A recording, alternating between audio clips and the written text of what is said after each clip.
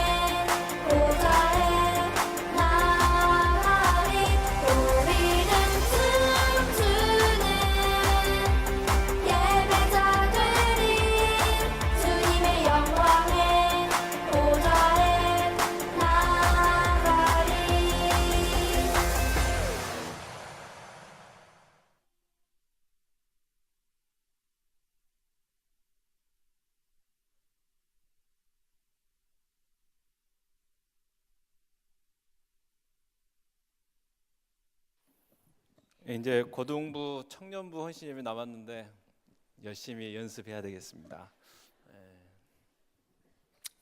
한 번 더 기도하시겠습니다. 사랑의 하나님 감사합니다. 거룩한 주일 하나님 앞에 예배하며 말씀 통해 은혜 받게 하셨고 또 이 저녁 초등부 헌신 예배로 하나님 앞에 영광 돌려드릴 수 있도록 귀한 은혜 주심에 감사를 드립니다. 하나님 무엇보다도 귀한 아이들의 찬양을 기뻐 받으시고 헌신을 기뻐 받으셔서 정말 하나님 앞에 귀하게 쓰임 받을 수 있는 귀한 자녀들 되게 하시며 특별히 그들을 위하여 수고하는 귀한 선생님들에게 함께하여 주시기 원합니다. 또 이 시간 하나님의 말씀을 전하고 듣고자 합니다. 성령을 함께 하셔서 하나님의 말씀을 전하는 저에게도 또 듣는 모든 분들에게 성령 충만함을 허락하셔서 하나님의 말씀을 바르게 전하게 하시고 또 듣고 깨달으며 그 말씀 따라 살아갈 수 있는 귀한 은혜를 허락하여 주시옵소서. 이 모든 말씀 우리 주 예수 그리스도의 이름으로 기도하옵나이다. 아멘. 시편 77편은 이 낙심한 성도들에게 위로의 메시지를 주고 있는 말씀입니다. 아까 우리 귀한 친구가 잘 봉독해 줬는데요. 함께 한 목소리로 좀 읽어가면서 생각을 좀 해보려고 합니다. 먼저 시편 77편 1절부터 9절 말씀까지 한 목소리로 함께 봉독하겠습니다. 내가 내 음성으로 하나님께 부르짖으리니 내 음성으로 하나님께 부르짖으면 내게 귀를 기울이시리로다. 나의 환난 날에 내가 주를 찾았으며 밤에는 내 손을 들고 거두지 아니하였나니 내 영혼이 위로받기를 거절하였도다. 내가 하나님을 기억하고 불안하여 근심하니 내 심령이 상하도다. 주께서 내가 눈을 붙이지 못하게 하시니 내가 괴로워 말할 수 없나이다. 내가 옛날 곧 지나간 세월을 생각하여 싸우며 밤에 부른 노래를 내가 기억하여 내 심령으로 내 마음으로 간구하기를 주께서 영원히 버리실까? 다시는 은혜를 베풀지 아니하실까? 그의 인자하심은 영원히 끝나는가? 그의 약속하심도 영원히 패하였는가? 하나님이 그가 베푸실 은혜를 잊으셨는가? 노하심으로 그가 베푸실 긍휼을 그치셨는가 하였나이다. 우리가 1절부터 9절까지 아까 봉독도 해줬고 함께 통독을 했지만 이 시편 기자가 너무너무 힘든 상황에 있음을 보게 됩니다. 그래서 기도해도 해결이 될 것 같지 않는 그런 상황. 우리 그리스도인들에게 기도해도 해결이 안 된다. 이건 굉장히 심각한 일이고 굉장히 어려운 상황인 것이죠. 그래서 너무 힘들어 밤낮으로 부르짖지만 하나님의 응답이 없다는 것입니다. 그래서 이 낙담해 있는 것이죠. 상황이 너무너무 힘들어서 밤낮 부르짖고 손을 들고 부르짖어도 하나님 응답이 없다. 무슨 생각이 들까요? 하나님 날 버리셨을까? 그 생각을 하게 됐다는 것이죠. 더 이상 하나님께서 자신에게만큼은 은혜와 긍휼을 베푸시지 않는가 보다라는 그런 생각을 하게 됐다는 것이죠. 하지만 시편 기자는 낙담만 하고 있지는 않았습니다. 10절과 11절 말씀을 함께 봉독하겠습니다. 시편 77편 10절과 11절입니다. 또 내가 말하기를 이는 나의 잘못이라 지존자의 오른손의 해 곧 여호와의 일들을 기억하며 주께서 옛적에 행하신 기이한 일을 기억하리이다. 낙담만 한 게 아니고 하나님이 행하신 일들을 기억하게 됩니다. 하나님이 행하신 일들, 과거에 우리 백성들의 이스라엘 백성들에게 또 나에게 행하신 일들, 그것도 기이한 일들, 놀라운 일들, 기적과 같은 일들을 되짚어 보겠다는 것이죠. 그래서 12절에서는 이렇게 이야기를 하는데요. 함께 읽겠습니다. 또 주의 모든 일을 작은 소리로 읊조리며 주의 행사를 낮은 소리로 되뇌이리이다. 읊조리다, 작은 소리로 뜻을 생각하면서 말하는 것, 그리고 되뇌이다, 되풀이해서 말한다고 이야기를 합니다. 하나님이 행하신 일들을, 하나님이 하신 모든 일들을 읊조리고 되뇌어 보겠다는 것이죠. 특별히 하나님이 이스라엘 행하신 특별히 출애굽의 사건들 그리고 광야의 사건들을 읊조리고 되뇌어 보이겠다, 그렇게 이야기를 합니다. 이처럼 환난 가운데 있을 때 우리는 뭘 해야 되느냐? 하나님을 생각해야 됩니다. 하나님이 어떤 분이신가? 하나님이 어떤 일을 하셨는가를 생각해 봐야 된다는 거예요. 성경은 하나님은 사랑이시라 그렇게 말씀을 하십니다. 성경은 우리를 사랑하신다 말씀하신다는 것이죠. 아무리 기도해도 응답이 없고 아무리 부르짖어도 응답이 없고 정말 하나님 나를 버리신 것 같고 정말 하나님이 나에게만큼은 이 자비와 긍휼을 끊어서 버린 것 같은 그런 상황일지라도 하나님의 성품을 생각하고 하나님이 하셨던 일들을 생각해 보면 희망이 생긴다는 것이죠. 14절부터 20절까지는 이 시편 기자가 하나님께서 행하신 이 출애굽의 사건들을 묵상하고 하나님이 행하신 일들을 선포하는 내용인데요. 14절부터 20절까지 한 번 더 봉독하겠습니다. 같이 14절입니다. 주는 기이한 일을 행하신 하나님이시라. 민족들 중에 주의 능력을 알리시고 주의 팔로 주의 백성 곧 야곱과 요셉의 자손을 속량하셨나이다. 하나님이여 물들이 주를 보았나이다. 물들이 주를 보고 두려워하며 깊음도 진동하였고 구름이 물을 썩고 궁창이 소리를 내며 주의 화살도 날아갔나이다. 회오리 바람 중에 주의 우릿소리가 있으며 번개가 세계를 비추며 땅이 흔들리고 움직였나이다. 주의 길이 바다에 있었고 주의 곧은 길이 큰 물에 있었으나 주의 발자취를 알 수 없었나이다. 주의 백성을 양떼같이 모세와 아론의 손으로 인도하셨나이다. 아멘. 하나님께서는 이스라엘 백성들을 출애굽하셨을 때에 놀라운 일들을 행하셨죠. 특별히 열재앙을 통해서 하나님의 능력을 보여주셨습니다. 하나님께서는 애굽이 섬기고 있었던 그 모든 신들이 다 엉터리임을, 그리고 그 신들과 하나님은 비교할 수 없는 분이심을 그 열재앙을 통해서 보여주셨습니다. 하나님은 애굽이 섬기고 있던 신들과는 비교할 수 없는 살아계신 우상, 애굽의 사람들이 섬겼던 신들은 다 우상이고 만들어진 것들이라는 걸 다 보여주셨죠. 죽은 신들임을 보여주셨습니다. 그리고 오직 하나님만이 참신이시고 살아계시서 역사하시고 계시는 분이심을 나타내 주셨죠. 다음으로는 홍해 사건이 있었죠. 그 홍해 사건을 통해서 하나님의 크신 능력을 보여주셨습니다. 오늘 시편 기자가 고백했던 것처럼 물들도 하나님의 능력 앞에서 두려워했고 하나님의 명령에 복종하게 된 것이죠.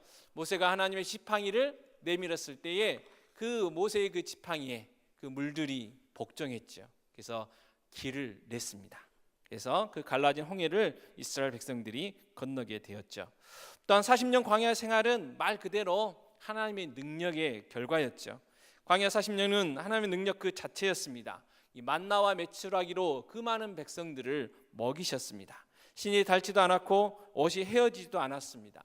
뜨거운 태양에 타 죽는 사람도 없었고 차가운 그 밤 기운에 얼어 죽는 사람들도 없었습니다. 하나님께서 구름 기둥과 불 기둥으로 지켜주셨기 때문이죠. 목자가 양떼를 돌봄 같이 하나님께서 광야 40년 동안 이스라엘 백성들을 돌보셨습니다. 목자가 자기 양을 품에 품은 것처럼 하나님께서 이스라엘을 품에 안으시고 광야 40년을 살게 하셨던 것이죠.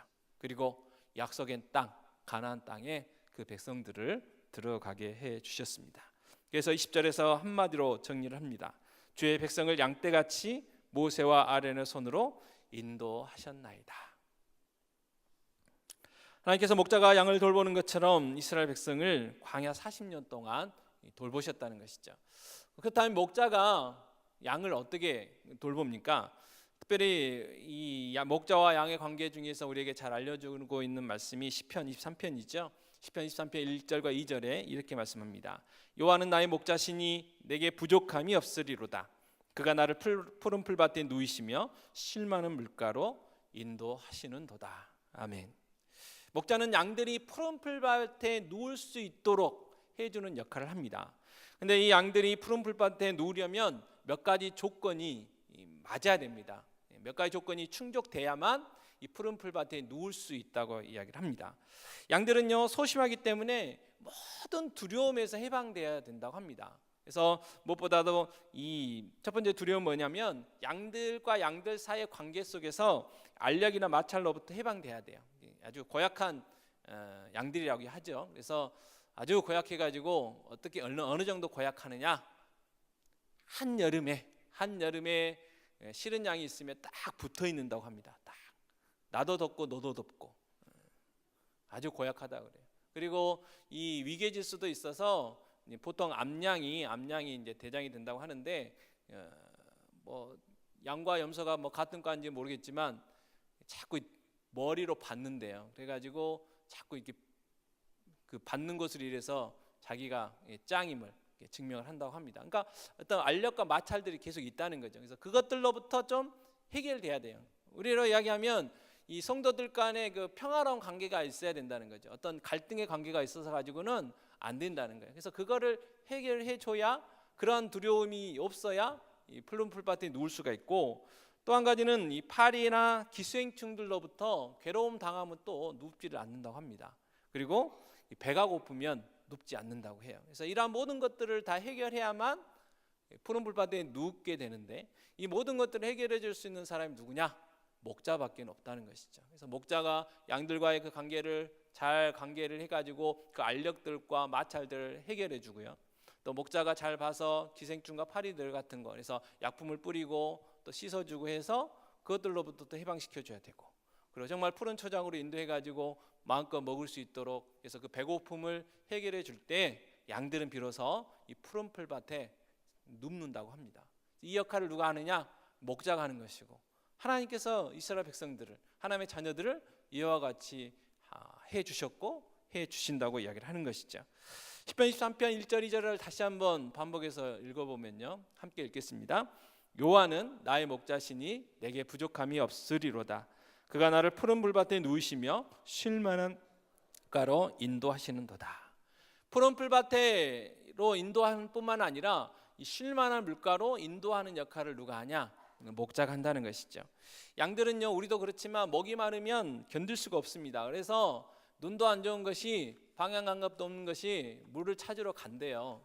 그래서 물을 찾아가지고 물을 발견하면 그 물이 깨끗한 물이면 다행인데 거의 대부분 더러운 물이죠. 기생충들이 있고 자기들의 배설물도 있고, 그래서 먹어서는 안 되는 병균으로 오염된 물들이 많아요.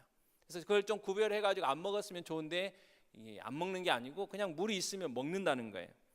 더러운 물인지 깨끗한 물인지 구분하지 못한다는 거죠. 그래서 양에게 목자가 필요하다는 것이죠. 그래서 목자만이 양에게 이 맑은 물을 줄 수가 있다는 것이죠. 그래서 쉴 만한 물가로 인도하기 위해서는 반드시 목자가 필요하고, 목자는 그 양들을 쉴 만한 물가로 인도하는 역할을 한다는 것입니다. 이처럼 하나님께서 목자가 양들에게 푸른 풀밭에서 쉬게 하고 쉴 만한 물가로 인도하셨던 하는 것처럼 이스라엘 백성들을 광야 40년 동안 돌보셨다는 것이죠. 시편 기자는 정말 고통 가운데 있을 때 이 사실을 다시 한번 확인하는 거예요. 읊조리고 되뇌이고, 하나님은 사랑이시고 하나님은 거룩한 분이시고, 그래서 날 사랑하셔서 독생자 예수 그리스도를 이 땅에 보내주셨고, 그 독생자 예수 그리스도가 내 대신 십자가에 죽으셨고, 그래서 그 십자가가 하나님이 날 사랑하신다는 증거라는 것을 하나님의 말씀을 되뇌이면서 확인했다는 거예요. 그래서 정말 지금 하나님의 응답이 없고 두 손을 들고 밤낮 부르짖어도 문제가 해결되지 않아도 하나님이 나를 인도하신다는 그 확신이 이 시편 기자에게 생겼다는 것이죠. 그래서 고난 가운데서 하나님이 하셨던 그 일들을 다시 한번 읊조리고 되뇌음으로 인해서 하나님이 반드시 나를 인도하신다. 이스라엘 백성들 광야 40년 동안 먹이시고 입히셨던 것처럼 목자가 정말 목숨을 걸고 푸른 풀밭으로 쉴만한 물가로 그 양들을 인도하신 것처럼 지금 당장 나에게 응답이 없다 할지라도 하나님이 나에게 반드시 응답하시고 나를 인도하시고 돌보신다는 그 확신을 가지고 현재의 고난을, 고통을 이겨냈다는 것이죠. 자, 우리도 마찬가지죠. 시편 77편에 이 시편 기자처럼 극심한 가난과 그리고 혼란과 고난을 경험할 때가 있습니다. 도저히 이해할 수 없는 환경에 빠질 수가 있습니다. 정말 꿈이었으면 좋겠다. 정말 꿈이어가지고 빨리 이 상황에서 내가 깼으면 좋겠다. 그런 상황 속에 우리도 처할 수가 있다는 것이죠. 그때 우리가 해야 할 일이 뭘까요? 우리가 잊지 말아야 될 건 뭘까요? 바로 하나님의 인도하심을 우리는 확신해야 됩니다. 자, 시편 78편 52절 53절에서도 약속하셨습니다. 함께 읽겠습니다. 그가 자기 백성은 양같이 인도하여 내시고 광야에서 양떼같이 지도하셨도다. 그들을 안전히 인도하시니 그들은 두려움이 없었으나 그들의 원수는 바다에 빠졌도다. 하나님이 우리의 목자 되시고 우리는 하나님의 양이시고, 그래서 목자가 양을 지키시고 보호하신 것처럼, 인도하신 것처럼 하나님 반드시 하나님의 자녀인 나를 인도하신다. 그 확신이, 그 믿음이 우리에게 있어야 된다는 것입니다. 성경은 하나님의 인도하심을 받는 삶에 대해서도 우리에게 소개를 해줍니다. 이사야 58장 11절에 이렇게 말씀하시죠. 여호와가 너를 항상 인도하여 메마른 곳에서도 내 영혼을 만족하게 하며 내 뼈를 견고하게 하리니 너는 물된 동산 같겠고 물이 끊어지지 아니하는 샘 같을 것이라. 하나님의 인도하심을 받는 삶의 풍성함에 대해서 이사야 선지자는 58장 11절에서 우리에게 약속을 해 주신다는 것이죠. 많은 사람들이 바라는 삶, 많은 사람들이 추구하는 삶, 그래서 이러한 삶을 좀 살아보려고 명예를, 재산을, 권력을 추구하게 되는 거죠. 근데 명예도, 재산도, 권력도, 그 무엇도 이러한 삶을 줄 수 없죠. 이러한 삶을 줄 수 있는 분 오직 한 분, 하나님 한 분뿐이시라는 것입니다. 시편 1편 3절에서는 이렇게 이야기를 하죠. 그는 시냇가에 심은 나무가 철을 따라 열매를 맺으며 그 잎사귀가 마르지 아니함 같으니 그가 하는 모든 일이 다 형통하리로다. 시절을 따라, 때에 따라 열매 맺는 삶, 아무리 날씨가 덥고 올해처럼 아무리 폭염이 있고 아무리 가물어도 때가 되면 풍성한 열매를 맺는 삶, 그 삶이 바로 하나님의 인도하심을 받는 하나님의 자녀들의 삶이다. 성경은 우리에게 말씀을 해주고 계십니다. 하지만 우리가 주의해야 될 것이 있는데, 어느 존이라는 목사님이 목회를 열심히 하시다가 한계를 느끼셨습니다. 그래서 하나님 앞에 기도했습니다. 이제 어떻게 해야 될지, 정말 내가 이 상황에서 지금 내가 어떻게 방향을 바꿔야 될지, 무엇을 해야 될지 열심히 기도했습니다. 내가 무엇을 하기를 원하십니까? 하나님의 뜻이 무엇입니까? 하나님의 뜻이 뭔지를 알게만 하신다면 내가 그것이 무엇이든지 간에 내가 순종하겠습니다. 제발 하나님의 뜻을 좀 알려주세요 라고 기도를 했습니다. 그러다 어느 주일 저녁에 이 교회를 차를 타고 가고 계시는데 새로운 백화점이 하나 오픈이 됐어요. 그래서 백화점이 오픈되니까 여러 가지 것들을 이제 알려야 되잖아요. 그래서 큰 서치라이트들을 막 밝혀가지고 그 백화점이 환하게 드러날 수 있도록 하는 모습을 보게 돼요. 그때 목사님이 생각을 했다고 합니다. 그 순간적으로 야, 내가 너무 잘못 구하고 있지는 않을까? 내가 하나님 뜻을 원한다고 하면서 최소한 5년, 10년, 15년의 그 모든 것들을 내가 알기를 원하는데 과연 이게 바른 걸까? 이제 그런 생각이 들었다고 합니다. 그때 마음속에서 어떤 말씀이 있었냐면, 존, 나는 너의 길을 안내해 줄 등불을 약속했지 인생의 전 과정을 비춰주는 어떤 이 서치라이 같은 광선을 너에게 약속한 게 아니야. 나의 등불은 내가 넘어지지 않게 지켜줄 거야. 그리고 나를 따르는 데 있어서 등불로 충분해 라는 음성이 들렸다고 합니다. 우리가 하나님께서 분명히 우리를 인도하시는데요, 또 우리 하나님께서 나를 인도해 달라고 그 인도하심을 구하는데 중요한 건 뭐냐면 하나님의 방법이 아니라 내 방법을 추구한다는 것이죠. 그래서 자꾸 우리는요, 뭔가 하나님의 뜻을 딱 구하려고 하면 전체적인 걸 다 보여주시길 원해요. 그 마음 깊숙한 곳에 숨어있는, 내면에 숨어있는 게 뭘까요? 다 보고 나서 마음에 들면 순종할 것이고 하나님의 뜻입니다. 그렇지 않으면 별의별 핑계를 다 대겠죠. 그래서 유명한 예언 하나 있죠. 수녀님 2분과 신부님 1분이 택시 뒷자리를 타고 가셨어요. 그래서 공교롭게 신부님이 가운데 앉으시고 양쪽에 수녀님이 앉으셨죠. 그래서 열심히 차가 가면 우회전을 하게 되면 어떻게 됩니까? 몸이 오른쪽으로 쏠리게 되죠. 뭐 신부 수녀님들은 이제 결혼 안 하긴 하는데 어쨌든 거기에 예언은 그렇게 돼 있습니다. 그래서 오른쪽에 계신 분이 좀 외모가 괜찮고 젊으신 분이에요. 그래서 오른쪽으로 딱 숙여지면 그 신부님이 뭐라고 했을까요? 주의 뜻이 이루어지기를 원합니다. 그랬다고 하고, 또 왼쪽에 계신 분은 요즘 이런 말 잘 함부로 하면 안 되는데 어쨌든 좀 이게 본인의 이상형이 아니었던 모양이에요. 그래서 왼쪽으로 차가 좌회전할 때 왼쪽으로 몸이 쏟아지면 시험에 들게 하지 마옵시고 뭐 그렇게 기도를 했다는 그런 예화가 있습니다. 우리의 모습이죠, 우리의 모습. 근데 하나님은 어떻게 해요? 하나님의 방법대로 인도하신다는 것입니다. 성경을 통해서 우리를 인도하신다고 말씀하시죠. 그래서 유명한 시편 119편 105절 말씀이 있죠. 함께 읽겠습니다. 주의 말씀은 내 발의 등이요 내 길의 빛이니이다. 등. 그래서 과거 뭐 광야 이스라엘의 험한들, 그때는 옛날에는 뭐 도로도 없고 하니까, 그리고 칠흑과 같은 어둠 속에서 험한 길을 갈 때 이 발목에다가 이 등을 묶었다고 그러잖아요. 그래서 한 걸음 디디면 그 앞에 조금 보이고, 그래서 또 한 걸음 디디면 그 앞이 좀 보이고, 또 한 걸음 디디면 그 앞이 보이고, 그렇게 해가지고 밤길을 갔다는 그런 말씀이죠. 하나님이 우리를 인도하실 때 이렇게 인도하신다는 거예요. 그래서 하나 순종하면 하나가 보이고, 하나가 또 순종하면 하나가 보이는. 근데 우리는 전체를 다 보기를 원하는 그런 마음이 있어요. 그래서 하나님 분명히 이 등불로 밝혀주셨고 등불로 인도하셨음에 불구하고 우리는 5년, 10년, 20년 아니 전 생애에 대한 뭔가를 이렇게 하나님의 계획하심을 알고자 하는 그러한 욕망이 있어서 분명히 알려주셨고 인도하셨음에도 불구하고 자꾸 기도만 하고 있다는 거예요. 자꾸 한 발 디디면 되는데 그러면 또 하나 보여주실 건데 우리는 그걸 못하고 있다는 것이죠. 그래서 내 발의 등 이어 내 길에 비치는 말씀처럼 하나님의 말씀을 통해서 우리에게 하나하나 보여주시고 인도하십니다. 그래서 우리가 본받아야 될 분들이 있죠.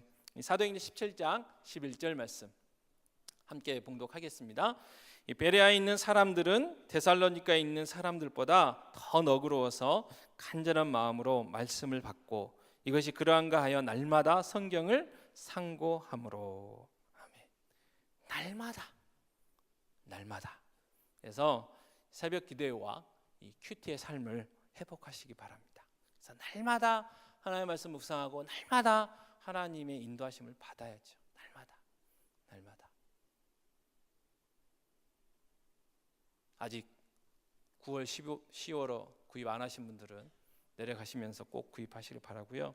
그래서 이 새벽 기도회와 큐티의 삶을 회복하셔서 이 하나님의 인도하심을 받는 자들에게 주시는 그런 복된 삶. 아까 살펴봤었는데 한 번 더 저희들 복습을 하겠습니다. 이사야서 58장 11절 말씀 함께 읽겠습니다. 여호와가 너를 항상 인도하여 메마른 곳에서도 내 영혼을 만족하게 하며 내 뼈를 견고하게 하리니 너는 물된 동산 같겠고 물이 끊어지지 아니하는 샘 같을 것이라. 시편 1편 3절 말씀입니다. 함께 읽겠습니다. 그는 시냇가에 심은 나무가 철을 따라 열매를 맺으며 그 잎사이가 마르지 아니한 같으니 그가 하는 모든 일이 다 형통하리로다. 아멘. 자, 옆에 분들에게 축복을 하는 시간을 가져볼까요? 이 물된 동산 같은 삶을 살기 바랍니다. 철을 따라 열매를 맺는 형통의 삶을 살기 바랍니다.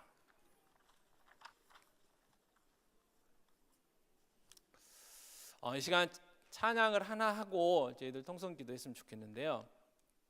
초등부에서 죄송합니다만 제가 대학 다닐 때나 고등학교 때나 열심히 불렀던 찬양을 했어요.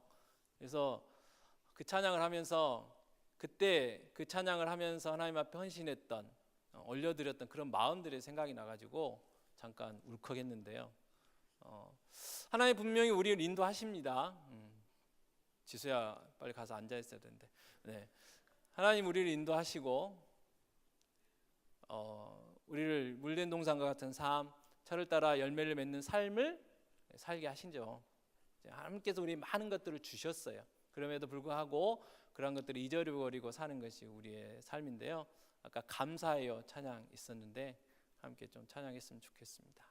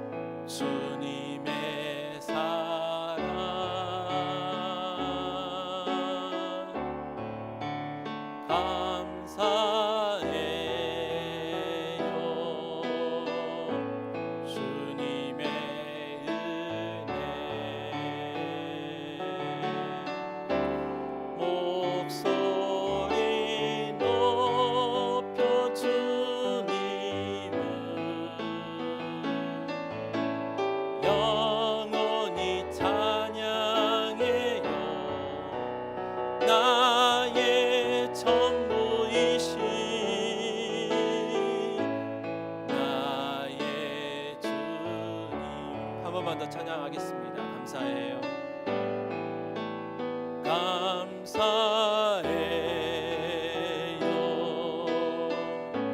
주님의 사랑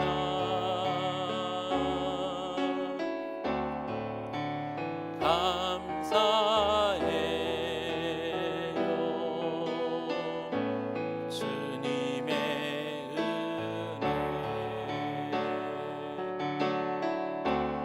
은혜